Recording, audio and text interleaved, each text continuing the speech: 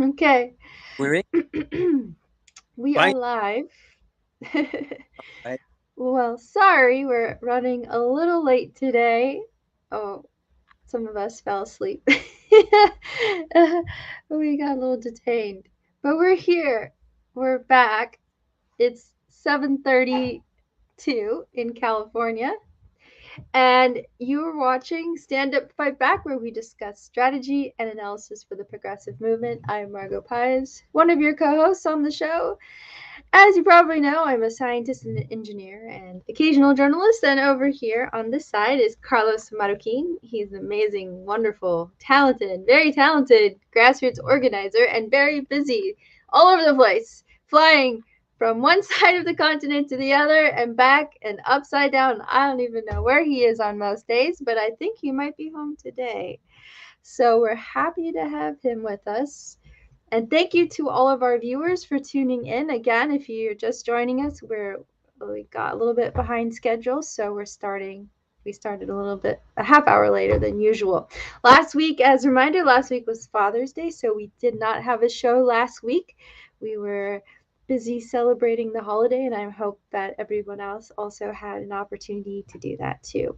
But I think it's time to get down to business, Carlos. And oh my goodness, what the heck happened last week? I mean, I guess at this point, it wasn't such a surprise. We knew this was coming, but I think the weight of it still, nonetheless, even though we knew that Roe v. Wade would be overturned, it still hit like a, I don't know, like, oh, somebody just like threw some cold water on you. I mean, can you describe how you felt, Carlos? Well, well, first of all, afternoon, good evening, wherever you may be watching us from. Very happy to be here with you today on a beautiful, lovely Sunday afternoon here in Southern California. I am in Hollywood at this time, not Hollywood, Florida, but Hollywood, California. There is a Hollywood, Florida, in case some of you don't know. And by the way, Hollywood, Florida is just a few minutes uh, south of Fort Lauderdale and just north of Miami. Anyways, but nothing compares to my beautiful Hollywood, California. Where we have the Walk of Fame, we have the Hollywood sign, home of the Hollywood sign, and so much to do here in Hollywood. There's so much um, lovely restaurants, great restaurants, and a lot of people out on the streets, out of about today, enjoying the weather. But getting into serious business, you asked the question where I was when the news broke out. I was actually boarding the plane coming back home to Southern California, and so we got to see a lot. We got to hear a lot. But since then, I have been on the ground. I've been talking to people. I went to a couple of events um, where people, the city was responding, and um, we were able to go and cover some live streams from some of the marches and rallies that were held here in Los Angeles. I was able to actually to speak at one of the events, and I was invited to speak, and it was just so.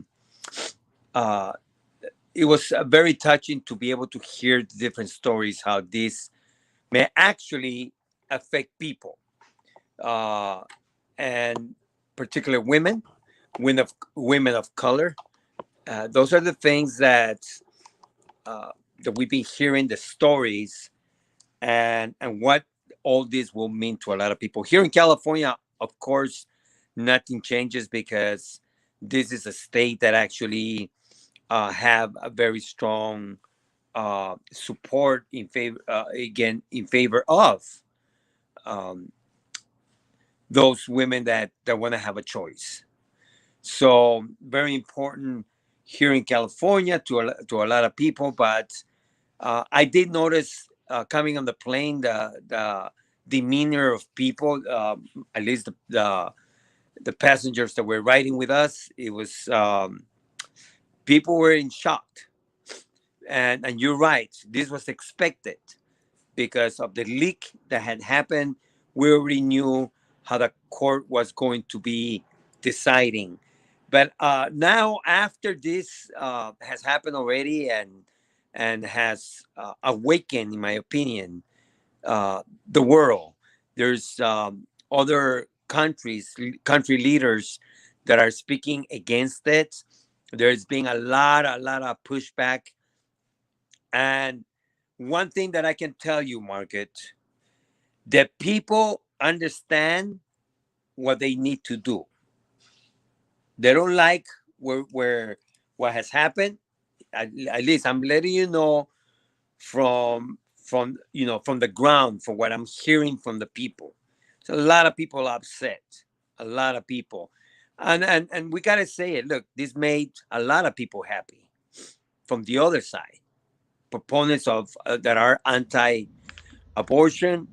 There is that side, and here in California, you're not gonna see that much of that because again, this is a state that heavily favors uh, the choice to be able to of women's choice. So, but other states is a different story. Talking about some red states, this is what they've been fighting for the past 50 years. It's been a long battle for them, and we got to look at this in a way that we look at every angle. Not that we agreeing with this or with that, but you gotta look at where we at right now. And I think that this goes to show a lot on different ways, from different sides, including those people that are very conservative. The fight is far from over. I think that people are taking a hard look at how we even got here. You got to look this also beyond uh, Roe without the abortion side of this. You got to look at everything that the court is doing right now. We got to look at the voting laws that they have passed. We have to look at the way they are responding when it comes to poverty with regulations.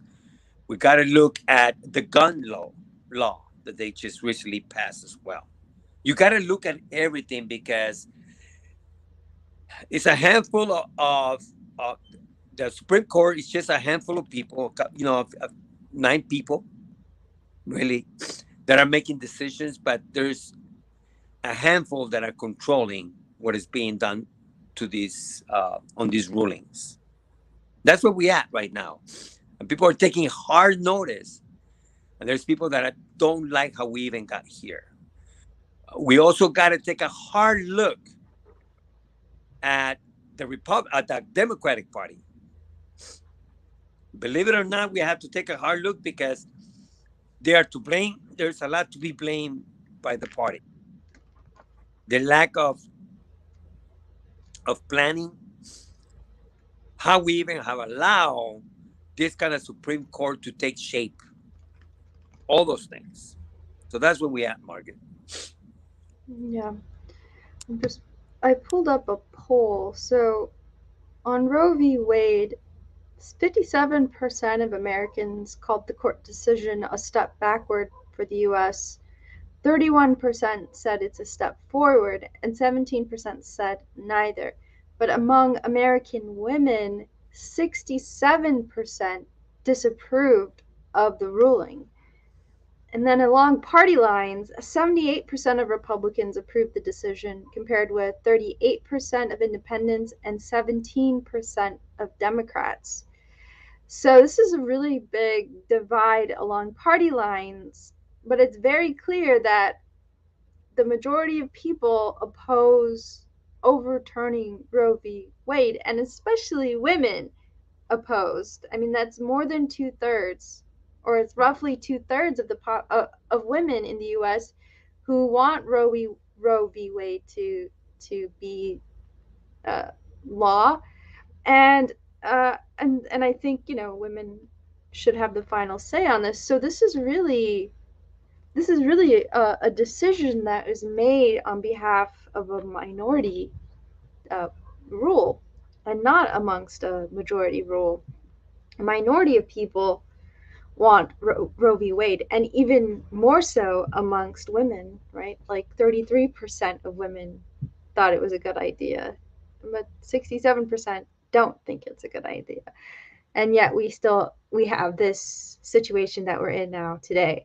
So yeah, it's a pretty it's a pretty serious move on behalf of the court, and it doesn't stop there because this ruling is likely a high, it's a picture of what comes next. And there's another case in the Supreme Court that has to do with the EPA's ability to regulate on fossil fuels.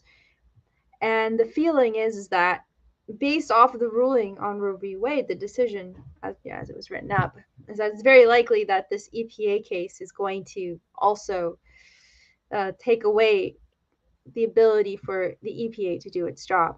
So that's really scary, especially at a time when we're dealing with climate change. And and I think that the majority of Americans also want to see action on climate change. So it's not like, it's not like any of this stuff is being done on behalf of the majority of people in the US. It's being done on behalf of a minority, and in particular, especially with climate change, a corporate minority of the United States. So this is very, very serious, to say the least. I'm also trying to find something that Representative Alexandria Cortez posted, but it looks like it's going to take me a little bit more time to find that one, Carlos. But yesterday she posted something on Instagram, and actually I think it was on Twitter, but I saw it on Instagram, and it was really, she was calling for the Democratic Party, just building on what you were saying. She was putting pressure on the Democratic Party, saying, like, you need to do more. You can't just be like, oh, just go vote. You have to tell them what they're voting for. You have to give them a reason for it. Like, what is it going to do? What is the goal? And of course, she was calling for abortion clinics on federal lands and things like that. So it's yeah, I mean, she's right. I was impressed that she said what she said because, um, Well, because not enough of that comes out of the Democratic Party. right, because what we are seeing through all this ruling is the bad. And I gotta say this. I have to say this. We need to speak the truth. What we are seeing is a massive failure of the Democratic Party at all kinds of levels. We have allowed the Republican Party to have their way in this country. We are seeing the amount of Republican, a GOP agenda to really control already for many years, even when the Democratic Party is pretty much on top and they are the majority, they act like the minority. They continue to take money from special interests. This hurts the party. You got to take a hard look at how the Republican Party has been dominating and how they even speak when they are in the minority. They act like they are the majority. And that tells us, that speaks of the lack of leadership we have with the Democratic Party. They show themselves very weak time and time again. If they already knew, and this is nothing new, for 50 years the Republican Party has been fighting for this. And what is the response that we are getting right now from Democratic Party?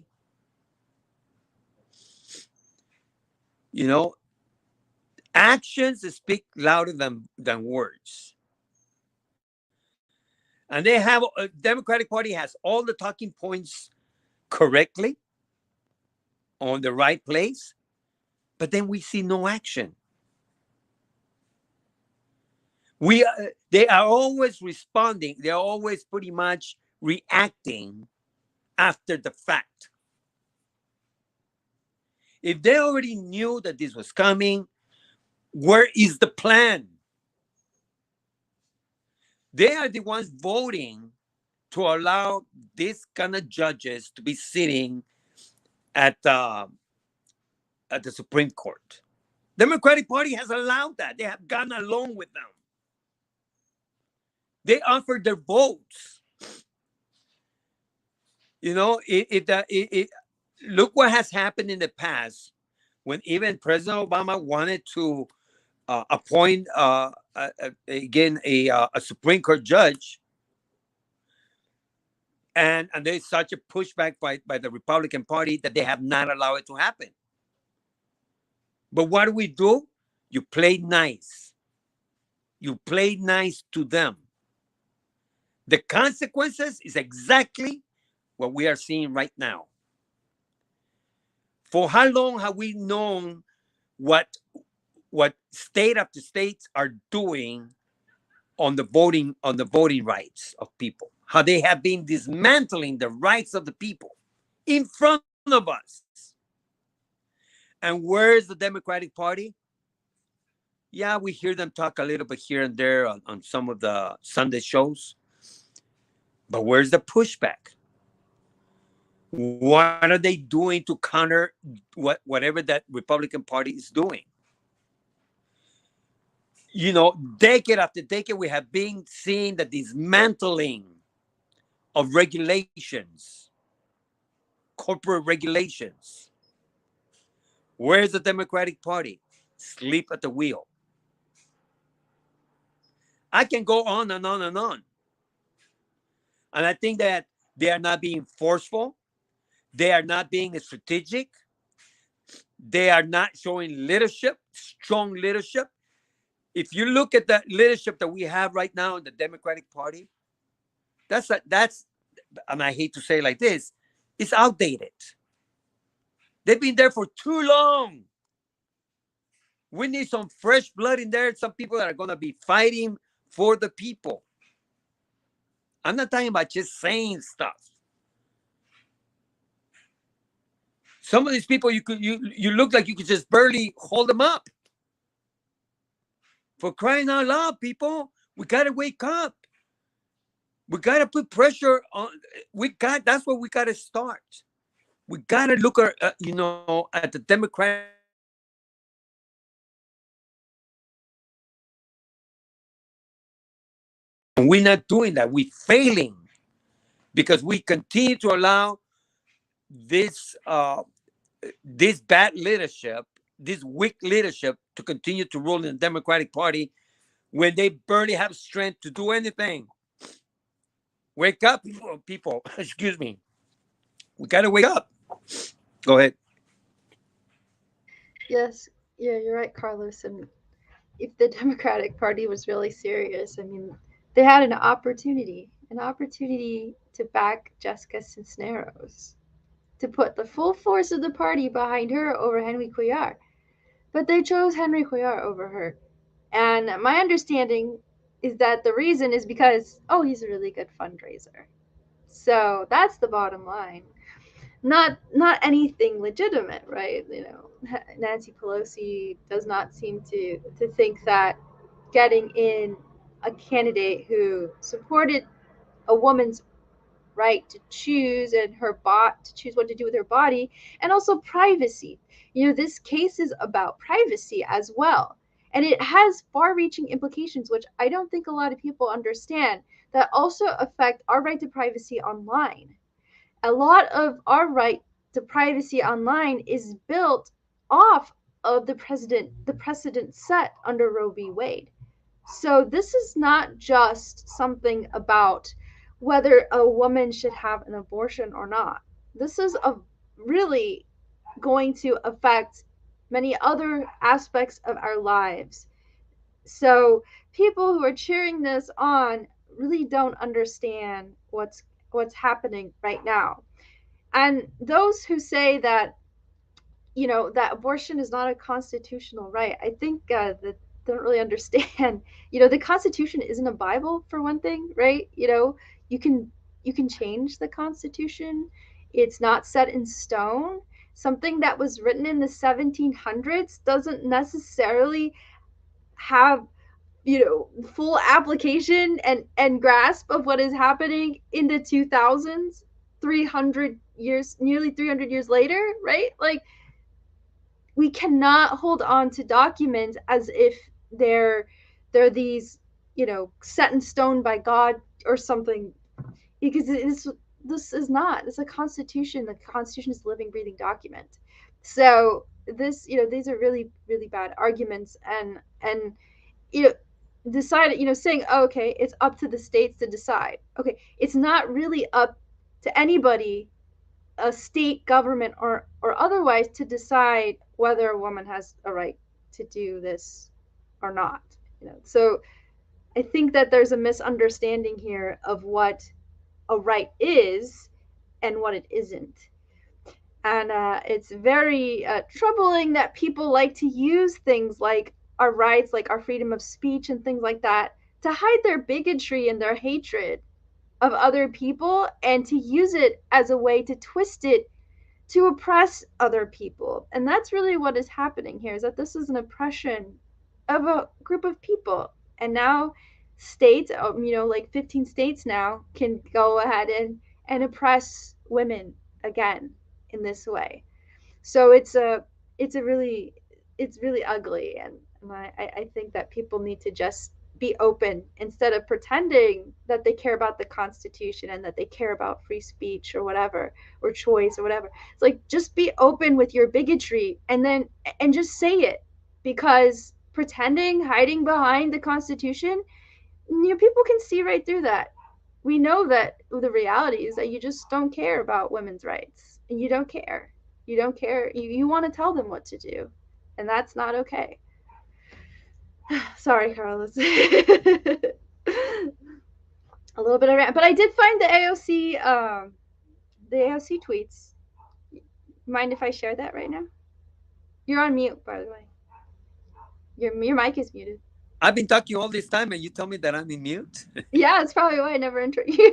That's why I kept talking. I was trying. Okay, but uh, I could yeah, just. Oh man, I'm sorry. Yeah, I can't tell if I can't hear you. no, I Okay, understand, go but ahead. Go ahead.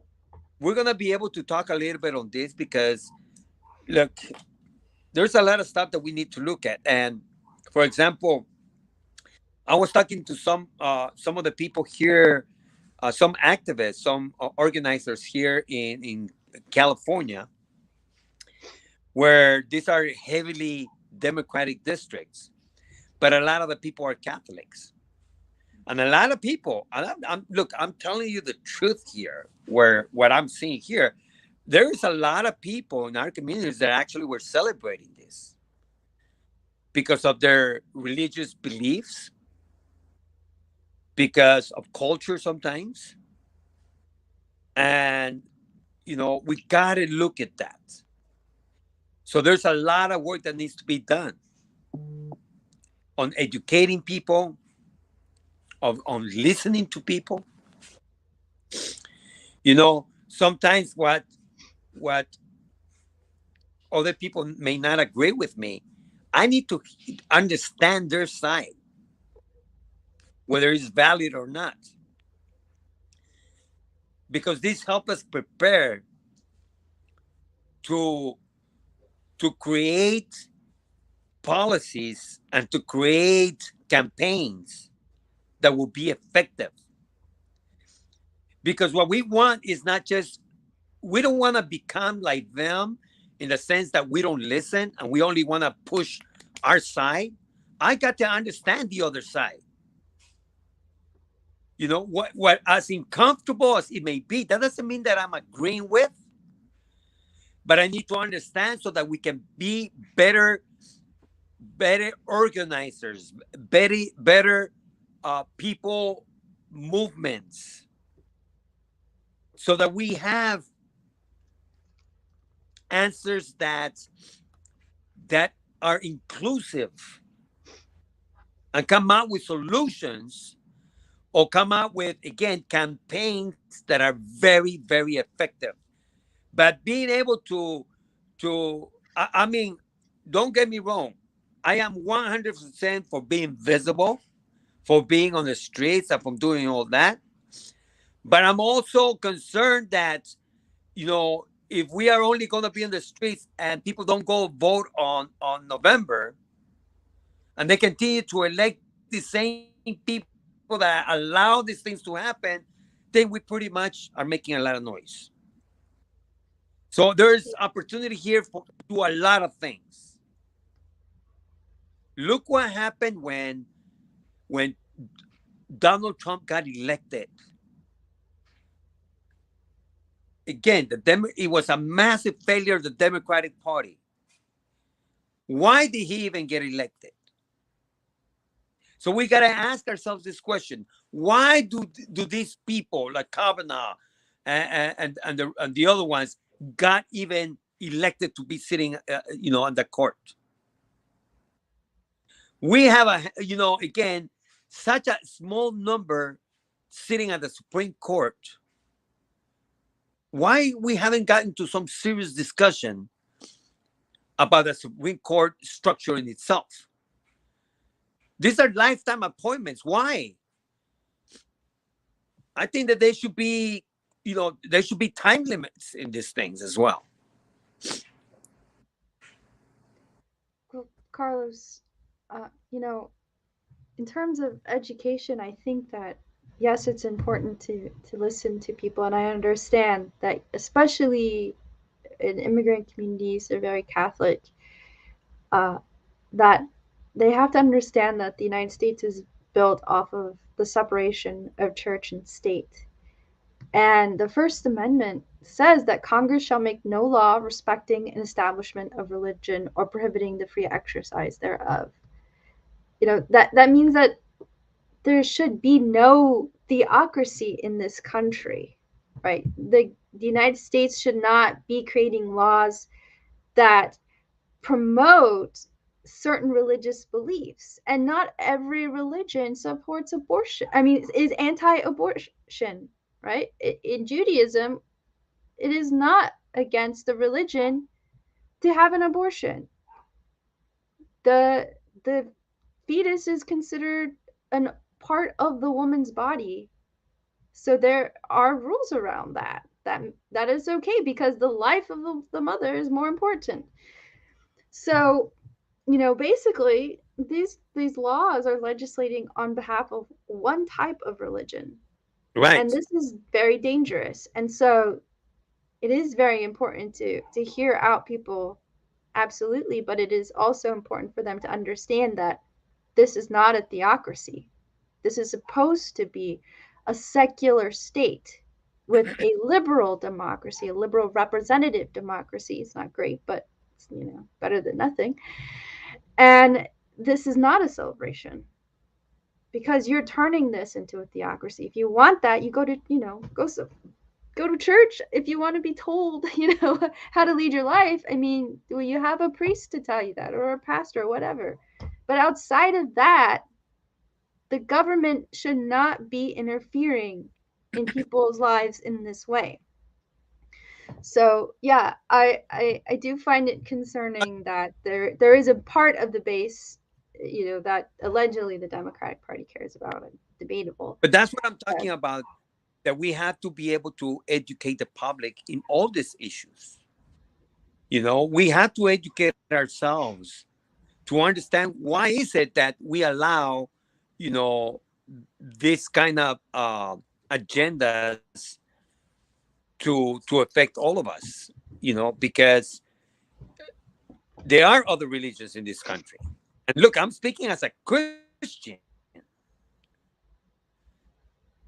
but I'm one of those Christians that understand that I don't that there are other people, there are other religions that we are coexisting with, and we cannot. as much as I want to say this or that, is like we got to understand that that women have rights, and when we are pushing this kind of agendas that takes away people's rights, it is wrong. But so that's where I'm talking about. We need to educate, but we need to educate as to why it's wrong. So I'm trying to reach out to my friends that are, church going friends, if you will, and they know the kind of stand that I take, because I have always said that God gave us all a free will. When you take that away from people, you are being pretty much doing everything opposite of what actually the Bible says. Because as the scripture teaches, is that God gave us a free will. We make our own choices. Even the Bible says that. And we're taking that away. So there's a lot of educating that needs to be take place. But like I say, I've been out there supporting the women. I understand, you know, coming from the way the church thinks. I think that they missing the whole thing, because if you're gonna say that you're pro-life, but you support wars and you support all these policies that hurt the poor, you're not pro-life. You're actually confused. And I think Christianity today is very confused in a lot of things, and they don't understand their role. I don't see Well, them out there. They talk about, a lot of these people talk about, dignity of life, the dignity of life, the sanctity of life, but yet the policies that they stand for and that they push are very contrary to what they are saying. It's ridiculous,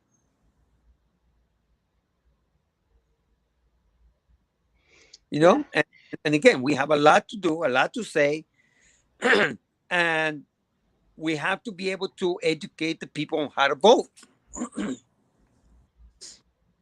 Why it's important to vote. Go ahead. oh, eh,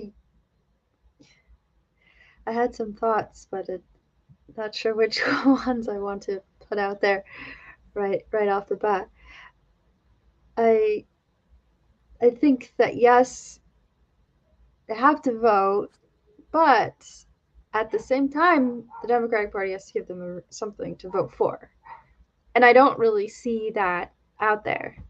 I haven't really seen that. Joe Biden ran on a particular platform in which he has not actually followed through on. Uh, Build Back Better aside, that uh, you know we can go into that as well. But you know, he promised to cancel student debt for one thing. That didn't happen.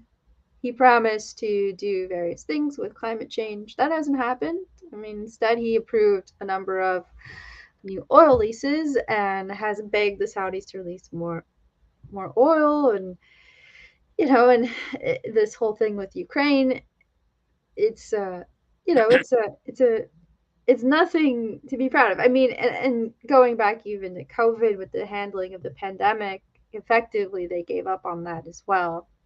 So it's like, what is it that you're offering to people? Why should they vote for you? I mean, this lesser of two evils is not, it's not working anymore. It's not, the people can see through that now. They're tired of that. They're tired of, oh, they're worse than us. So please just vote for us. We won't be as bad as them, but you're still bad. You're still bad. You're still not offering much when you can't even control your own party. Your two senators, who are allegedly Democrats, cannot get in with the party line and pass the president's cornerstone legislation. I mean, that says a lot. Are you okay, Carlos? You look like Well, you're struggling over indeed, there. right? Why are they not punishing them? But and I know it's very delicate because I have always said that they never had the majority because you have a lot of centrists within the Democratic Party. But this is exactly what happened. So we need to continue to push in educating the people as to these realities. When people get discouraged and they don't want to go vote no more because they see that nothing changes and that those both parties are the same, that's where we progressives and we that stand in the front lines with the people. This is what we need to understand, that we have a greater responsibility because we see the truth from both sides, and we have a lot of work to do, and we need to come very strong in our organizing because people are dying for leadership.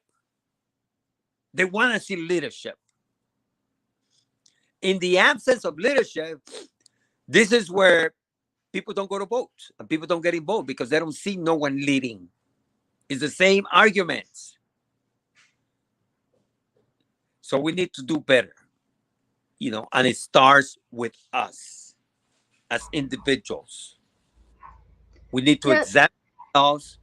We need to see and really uh, clear our own heads and pay attention to what's going on.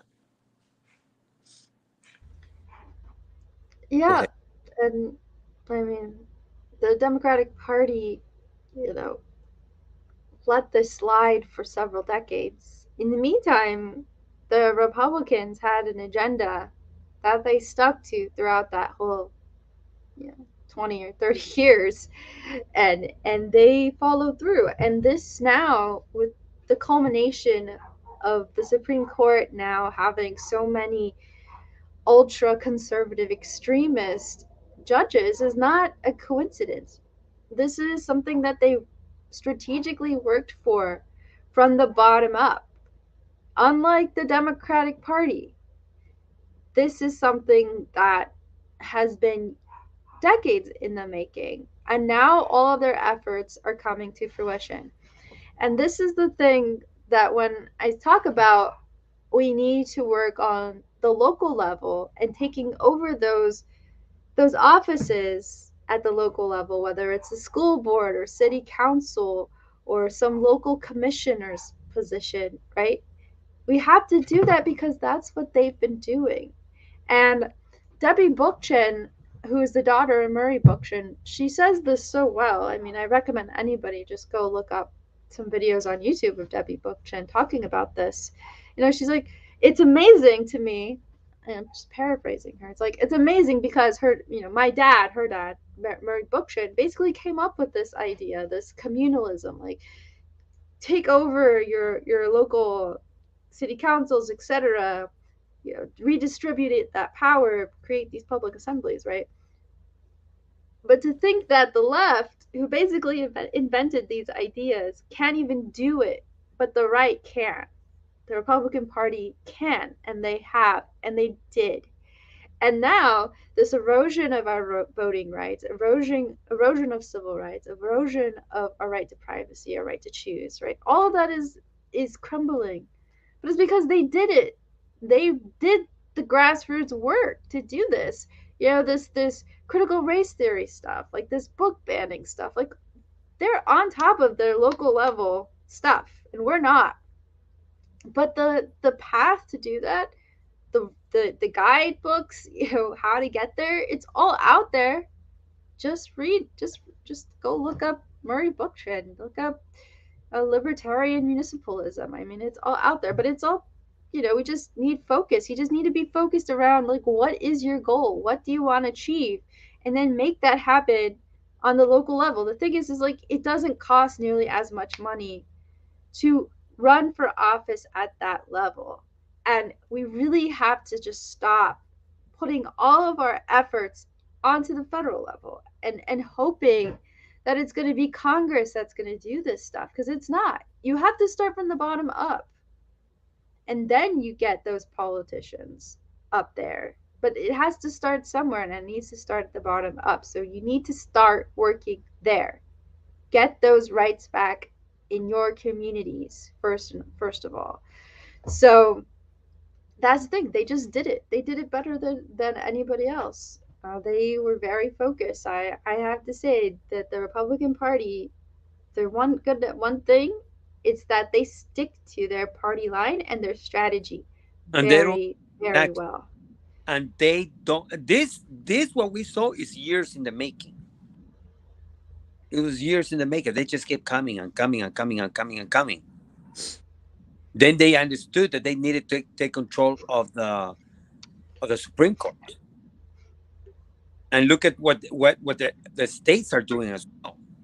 So now that this happened, it's easier for the states to implement their policies and really push really hard because they were already working at that level as well.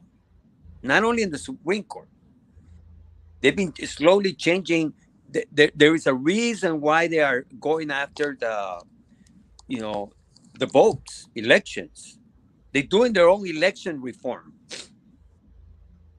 They've been reforming elections by passing all these laws on elections. What is the Democratic Party doing? Hello, are you still there? You see what I'm Yeah, saying? They sleep yeah, at the wheel. yeah, yeah. Actually, I think this is a good time to read AOC's tweets because I think they're very much aligned with what you just said. So I'm gonna just let me share my screen here so that I can get up so everyone can follow along. We do a read along. Okay, so let me double check that this is right. All right. So here's AOC. She tweeted this out yesterday, I believe. Here's how Dems can and must do more than wait for an election. Let's start with why. 7 of the 9 justices were appointed by a party that hasn't won a popular vote more than once in 30 years. One of those seats was stolen. Several lied to Congress to secure their appointment. One justice's family, Thomas, was paid by right wing groups for years and he never disclosed it, violating federal law. Same justice's spouse participated in 1-6 in January 6th, that's Jenny Thomas that she's referring to, and he used his SCOTUS seat to vote to keep potential information related to his wife from investigators in Congress. 2 justices stand very credibly accused of sexual assault, and that's the tip of the iceberg. Election or not, the Supreme Court has a legitimacy crisis, and the public reaffirms it. 75% of the US public reports lacking confidence in SCOTUS, and those numbers were pre Roe ruling.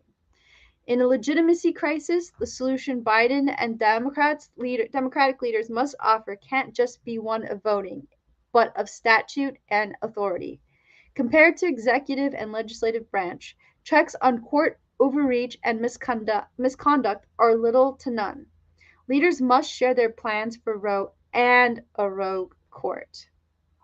Past presidents from Lincoln to FDR understood the dangerous tasks of allowing an unchecked court overreach its authority and threaten our democracy. Lincoln ignored the court to issue the Emancipation Proclamation. FDR, in the plunges of the Great Depression, also sought to confront the court structure and core gerontocracy problem of lifetime appointments via public appeal.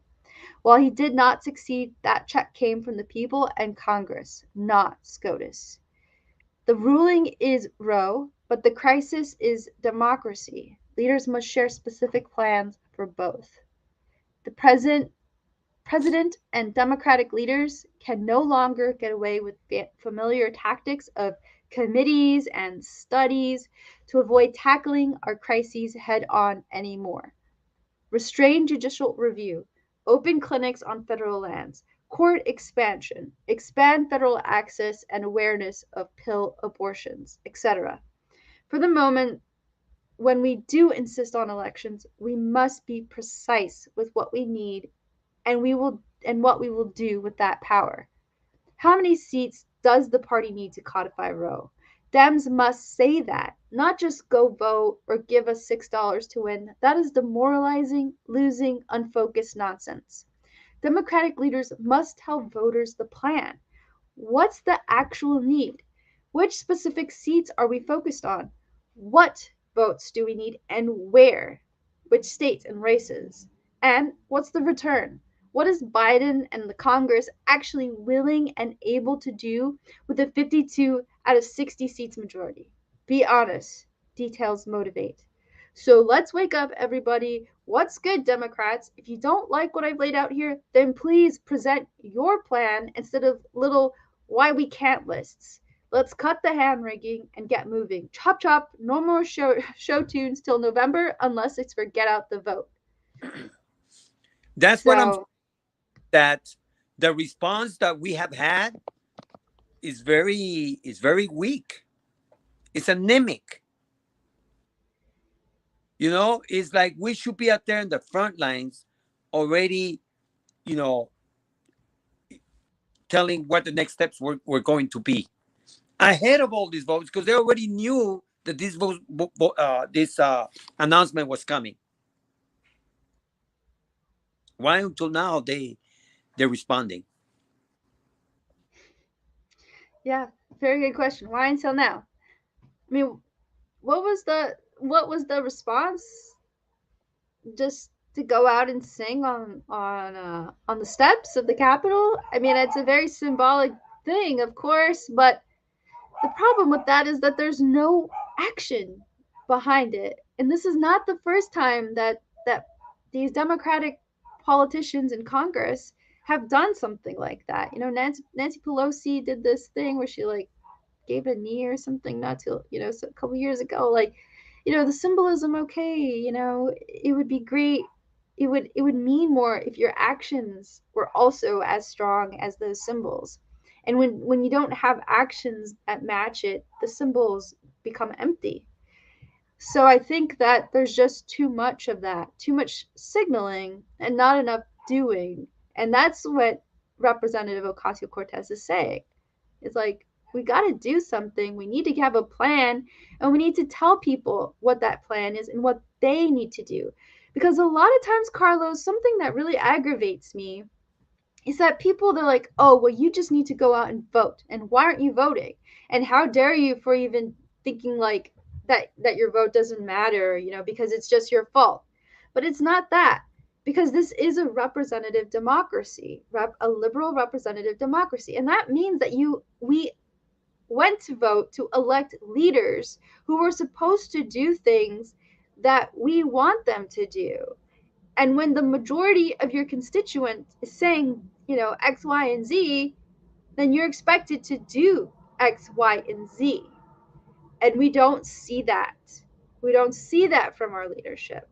So it's not just that people need to show up and vote, is that leaders need to be leaders. If they're going to be a leader, then they need to act like that. And what leaders do is they set up plans.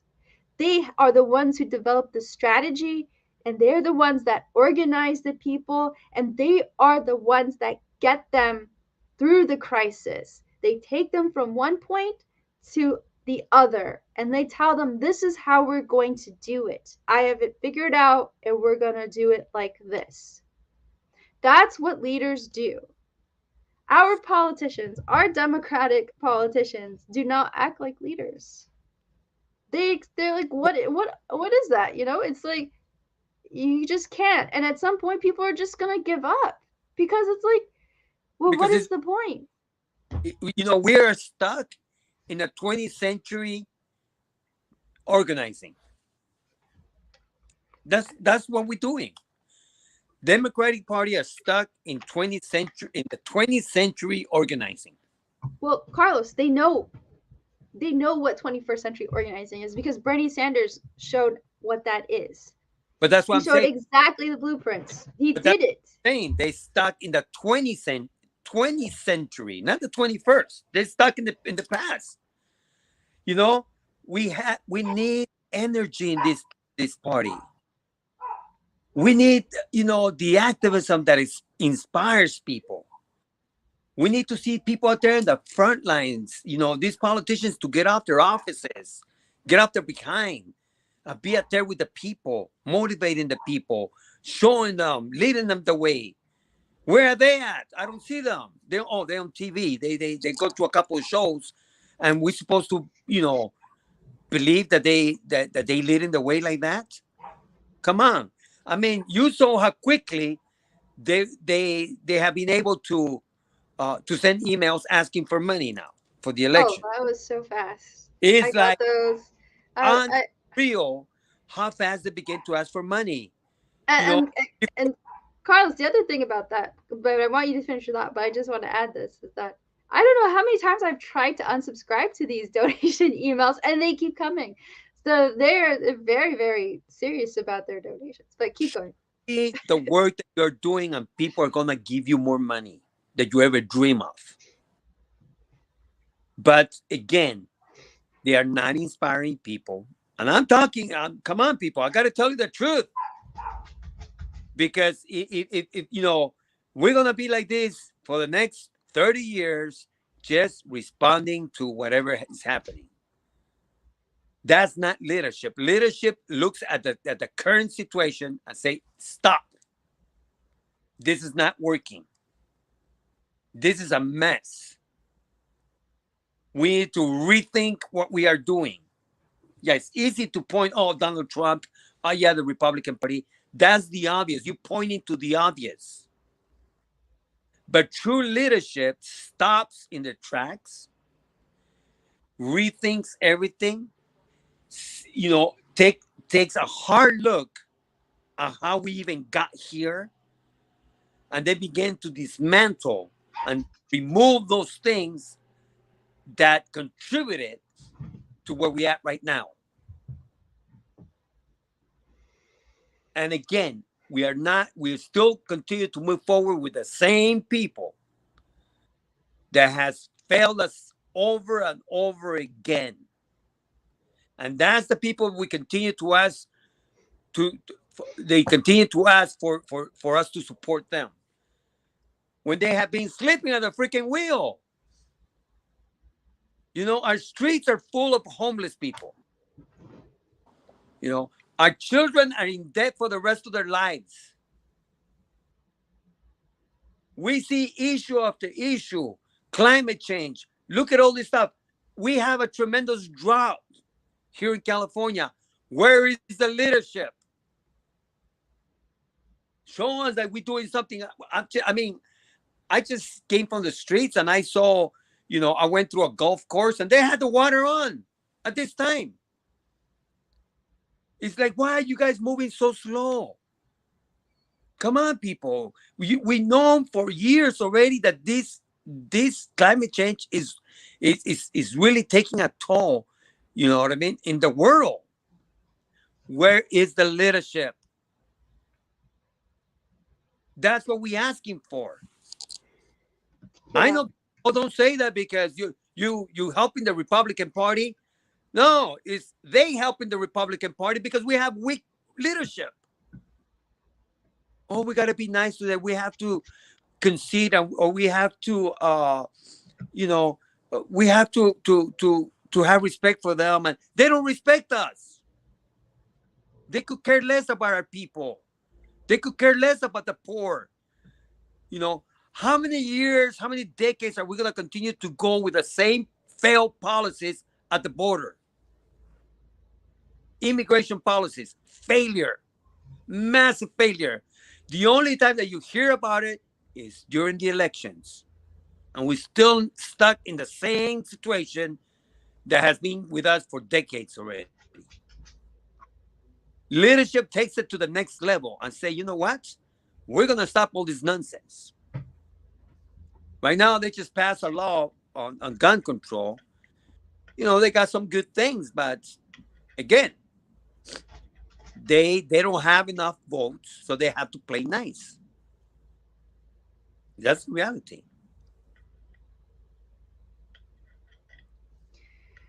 I think. Well, after the last two elections, presidential elections with Bernie Sanders, I came to the conclusion that I think the base or the Democratic Party's electorate is in an abusive relationship with the party leaders, because like it's always on the people to come around and support the party, even if they're really not putting something out that people really want.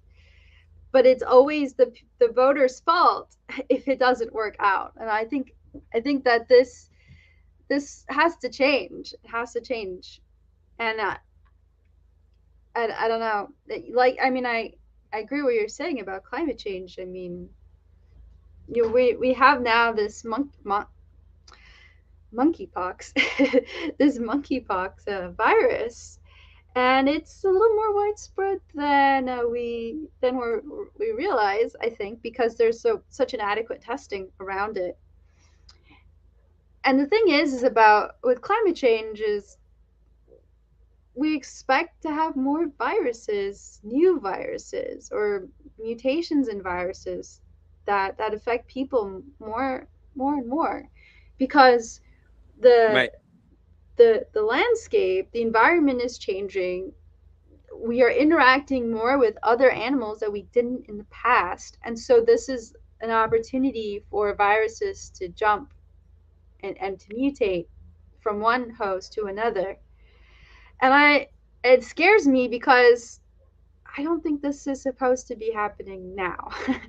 This isn't something that we're supposed to be seeing multiple viruses coming about like this, novel viruses or mutations in viruses, because my understanding is this monkeypox is not, it does not show itself in the traditional way.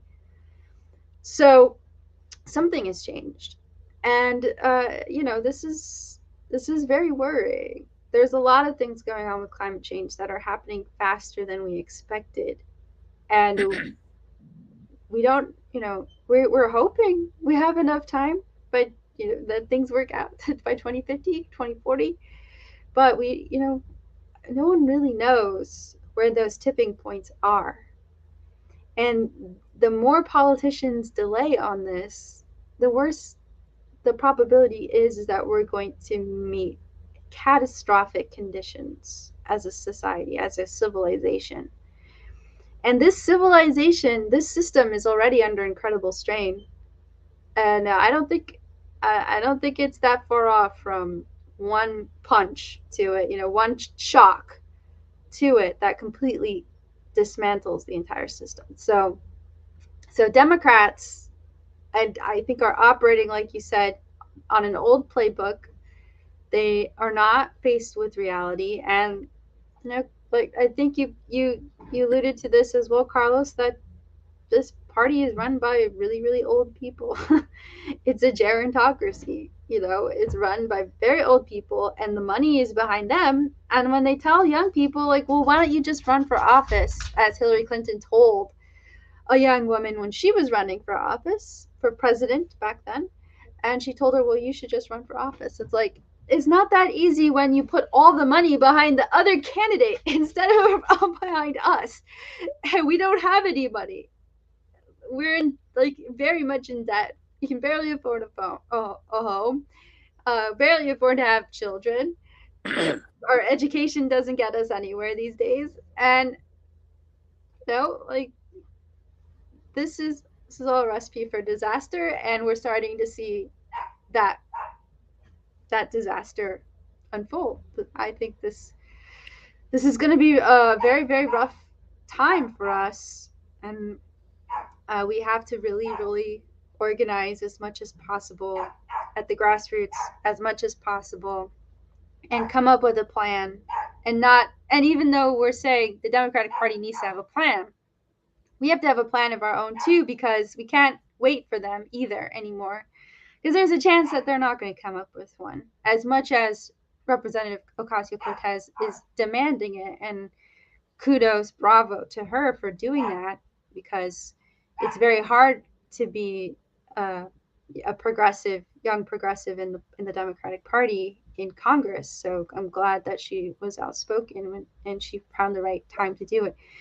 But as much as she is saying that, she's not the leadership of the party. So we can't hope that that's exactly what's going to happen, because it's very likely that it doesn't. There's already members of, or talk, like policy maker type people going on, pundits talking on like CNN and stuff, saying things like, well, we really shouldn't expect anything. This is really just an election thing now, and that's just a sign that they're not planning to do anything. So Well, the thing is that we allow the media to tell us how we need to think and what we need to be looking at. You know, that's our first mistake. Then we got to start looking at the way we are responding to everything. As I say, we got to go beyond the elections. If we're gonna just wait for here and wait for the elections to come and then we go and vote and then you got the same people in office and then nothing gets changed, and that's because we were not planning ahead. We're just reacting. oh, lost you, Carlos. Are you okay over there?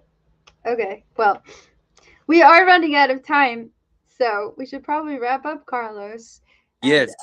get to get to, because we're at the top of the hour. Well, we've hit 60 minutes. I don't know what time it is now. It's 8:30, so the bottom of the hour. It's the bottom of the hour in California, 8:30 p.m. here. And yeah, we probably should wrap up and thank our audience for being here. So, do you have any other last thoughts on this Well, before we go? a lot of work ahead of us, but what we need to do is yeah, we need to be visible. We need to be in the streets, but I want us to think deeply. You know, where are we spending our energies on? How are we doing things? We have opportunities to make changes, but we have to be smart. We cannot just get there where we need to be on some of the changes and then walk away. Yeah, we are going to have, there's going to be a huge, these elections are going to be so important, but we got to look beyond the elections, people. That's where we have failed because we don't stay connected. We need to get them elected. I'm talking about get the good people elected, but we need to stay connected. So let's repeat that. Let's get the good people elected and stay connected. That's Get what the good people elected and stay connected. that's how we bring the real change. It's not about one election and we go back to sleep because they're gonna keep coming. And trust me what I'm telling you. The Republican Party are not finished yet. They're just getting started. They are coming like a tsunami, wave after wave after wave of policy changes that they've been working on for years. So the question to ask is, what is the Democratic Party going to do about it? Are they going to give us the same talking points? Are they going to just tickle us in the ear and make us feel good? Or are they, with the words that they say, or are they going to actually show some strong leadership? You know, and I hate to say it like this, and I don't want to sound, you know, disrespectful in any way, but some of the people that we have in the Democratic Party has been there for too long. Time to go, folks. Let's put in some creativity here. Let's open the doors to the party so that we can push, you know what I mean, the agenda of the people forward and actually make a difference, show a difference between the two parties. Because right now, sometimes it's very hard to tell them apart.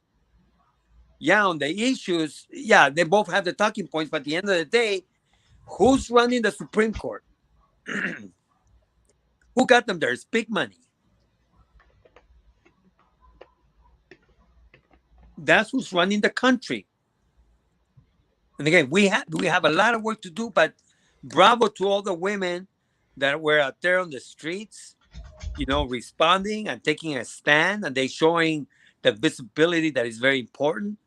But bravo to all the women right now that are sitting, even at this hour, organizing, thinking, planning, fighting. This is your time, women. You are one of the biggest blocks, if not the biggest block of voters. You can get this thing done, but we got to rethink, and we cannot be emotional about this. Oh my God, but my representative been with us for so long and they could barely stand up. Come on. Time to tell them thank you very much. Let's bring in somebody else and let's keep pushing this because we got to think about the people's future. Our children. We got to think about them. So this is business, people. And if somebody's not handling the business, it's time for us to tell them thank you very much. And let's put somebody else in there that will do the people's business.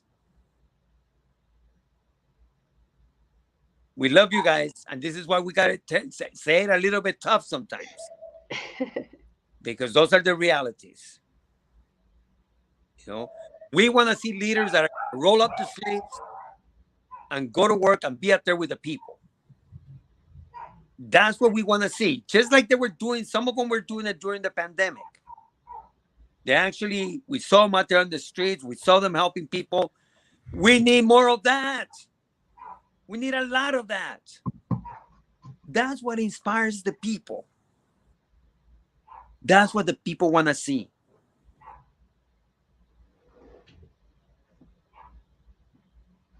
Thank you, So Carlos. that's the All right. All right. Well, we have to sign off. It's past our bedtime. And I maybe know. it's past yours. Well, thank you everyone for joining us. As always, you've been watching Stand Up Fight Back, where we discuss strategy and analysis for the progressive movement.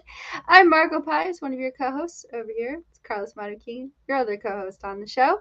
And we air every Sunday night at 7 p.m. Pacific Time, 10 p.m. Eastern Time. We simulcast on Facebook and YouTube. So please subscribe, hit that like button, hit that follow button, and share us with everybody you know, even those people who are anti abortion. We still want them to listen in. So thank you. Thank you very much. Stay safe, be careful, have a really great week, and we'll see you next time. Bye, Bye, everybody. everybody.